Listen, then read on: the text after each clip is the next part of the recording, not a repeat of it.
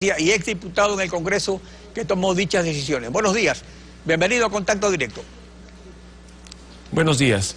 Resulta ridículo que 11 años después de que se defenestró a la Corte Suprema de Justicia, todavía alguien se ufane de la destitución que ha sido condenada internacionalmente, nada más y nada menos que por la Corte Interamericana de Derechos Humanos.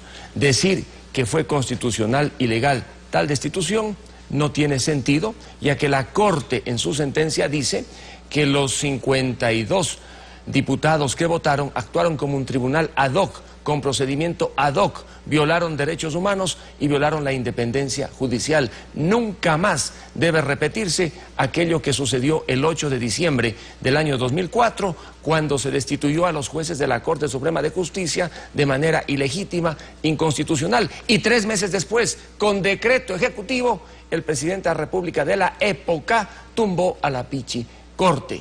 Ahora, usted estuvo ausente en esa sesión del Congreso del 2004. Según la práctica parlamentaria, una ausencia o una abstención a veces sirven para dar mayoría. Los diputados del PSC de entonces y los de la izquierda democrática no votaron en contra, simplemente no asistieron o no votaron. Los únicos que votaron en contra fueron 3 socialistas. ¿Por qué el PSC tomó esa decisión? ¿Por qué usted no asistió a una sesión tan importante?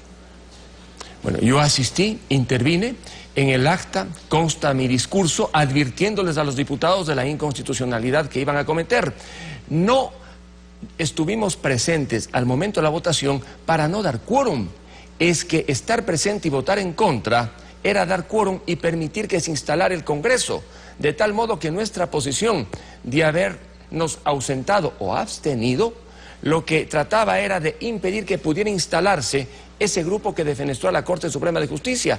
Por el contrario, más bien nuestra posición fue aquella que estuvo siempre evitando que pudiera instalarse el Congreso ecuatoriano para destituir a la Corte Suprema de Justicia. Lo interesante es que algunos de los diputados que apoyaron la destitución, la cesación de funciones de los jueces del Tribunal Constitucional, votaron en contra de la Corte Suprema y después participaron de manera acertada, inclusive como testigos en la Corte Interamericana de Derechos Humanos, para decir que lo que ocurrió con la Corte Suprema de Justicia no tenía nombre, no tenía presentación.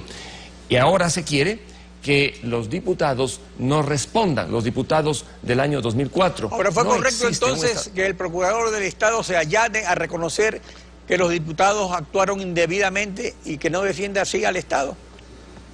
Mire, ese allanamiento tiene que ser explicado por el procurador, pero muchas veces los allanamientos en instancias internacionales lo que tratan de impedir es básicamente que la condena sea más alta o que cuando se condene por transcurrir el tiempo haya otro tipo de intereses que se imputan a la condena. Habrá que explicar entonces por parte del procurador el allanamiento. Lo que sí es cierto es que estamos con una sentencia ejecutada en buena parte en el caso de la Corte Suprema de Justicia, de la Corte Interamericana de Derechos Humanos. Y frente a ello ya no hay ni siquiera derecho al pataleo, discutir si fue legal o constitucional lo que ocurrió el 8 de diciembre del 2004 y el 25 de noviembre del 2004 con el Tribunal Constitucional no tiene sentido, porque el Estado ecuatoriano ya ha pagado. Cuando se dio el golpe de Estado contra Lucio Gutiérrez fue precisamente por la destitución de la Corte y del Tribunal Constitucional. Se alegó en la moción de destitución que era un dictador y que había abandonado el cargo de presidente constitucional por no respetar la Constitución. ¿Está usted entonces de acuerdo en que se lo libere de responsabilidad?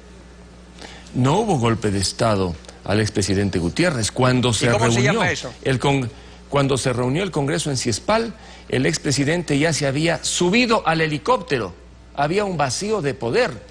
Lo que se tiene que explicar es lo que ocurrió antes con las fuerzas ciudadanas. ¿Pero quién lo subió al helicóptero? Pero eso fue todo sincronizado, fue un espectáculo.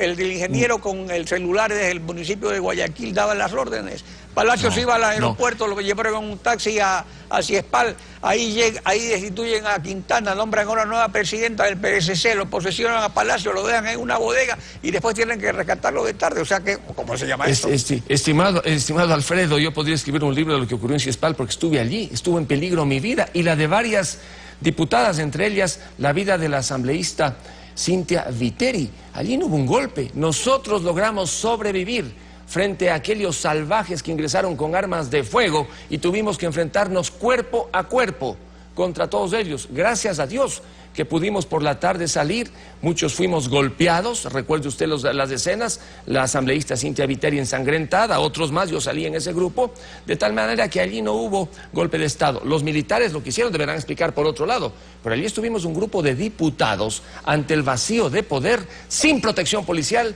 sin protección militar en un inicio, demostrando que cuando debemos defender la institucionalidad democrática, no tenemos miedo. Y lo hicimos y lo demostramos. De tal modo que lo que ocurrió esa fecha tiene también responsabilidad en el expresidente Gutiérrez, porque muchos de sus partidarios asistieron a Ciespal precisamente a agredirnos de manera salvaje y cobarde. Pero ese es un episodio del pasado. Miremos hacia adelante. A la decisión de ayer de la Asamblea, la decisión que se ha tomado respecto a la responsabilidad de los diputados que votaron y la de liberar al expresidente Gutiérrez. Es un precedente que favorece al presidente Correa si en el futuro hay sentencias de la Corte Interamericana ordenando indemnizaciones por actos que haya cometido el Tribunal Supremo, el Congreso, por ejemplo.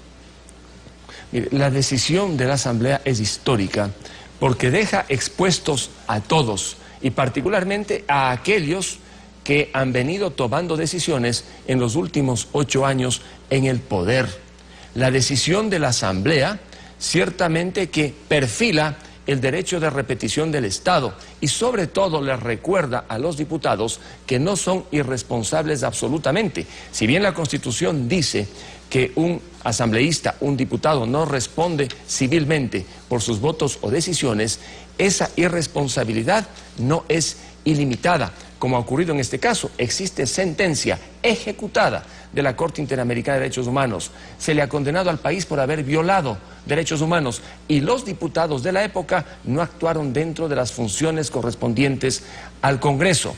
Si el día de mañana, por ejemplo, decidiera un grupo de asambleístas disponer de la biblioteca personal del presidente Correa, como dispuso la Constituyente en 1945, de la biblioteca personal del expresidente Arroyo del Río, ¿deberían o no responder? Deberían responder porque esa no es función de la Asamblea ni función del legislador. ¿En qué estado se encuentra el proceso ante la Comisión Interamericana por la destitución de diputados por el Tribunal Supremo Electoral el año 2007? Mire, ese proceso que yo lo patrocinaba cuando ejercía la profesión y fui también una de las víctimas porque a mí me destituyeron de manera ilegítima el año 2007 cuando me opuse con 57 legisladores más a que se convocara a esa asamblea constituyente violándose todos los procedimientos, ha sido prácticamente preadmitida en la Comisión Interamericana de Derechos Humanos, pero se encuentra allí represada.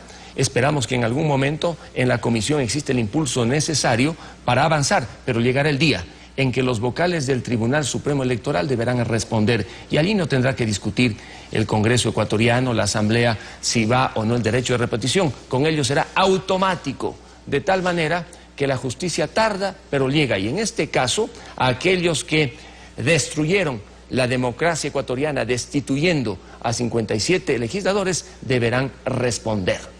Luis Fernando Torres, gracias por su participación en Contacto Directo. Gaby.